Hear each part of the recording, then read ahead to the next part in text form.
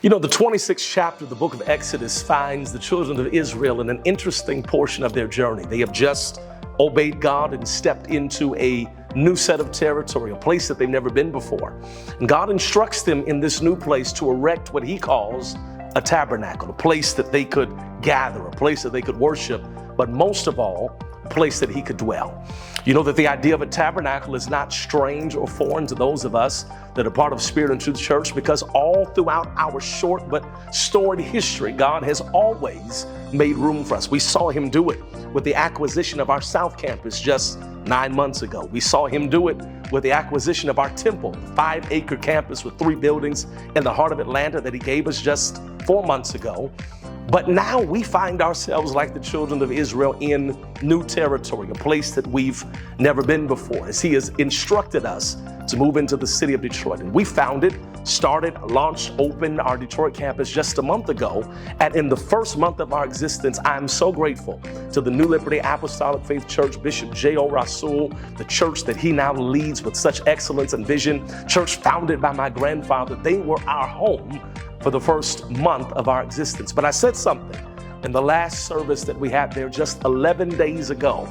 I said that I had a feeling that the way my faith is set up, our last service there would be our last service there. And to that point, it brings me great joy to share with you that God has shown up once again, and I am now holding the keys to our tabernacle in the city of Detroit. That's right. Right here on the corner of Midland and Hubble, God has opened the door for us to have our own tabernacle, and we are now officially in the city of Detroit. This location gives us the option to do everything that we wanted to do in this phase of our Detroit outreach. We are able to seat a couple of hundred worshipers in here that are ready and eager to get all that God has. The fellowship hall downstairs gives us complete access to fellowship opportunities and team building exercises, not even mentioning the full service kitchen that will allow us to take the same feeding program that has fed over 30,000 people in Atlanta and bring it here to the city of Detroit.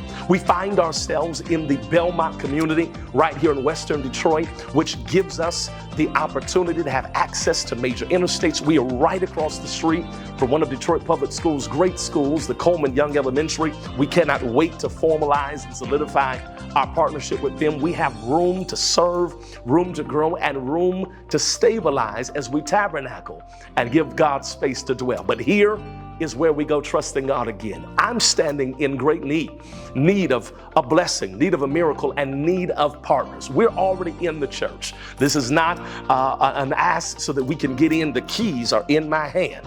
But now that we're here, even though the owners have walked in great stewardship, there are still things that we want to do in order to make it ours. And you all know we don't take a long time to do anything. And so I'm standing in faith right now for $86,000. That's all I need.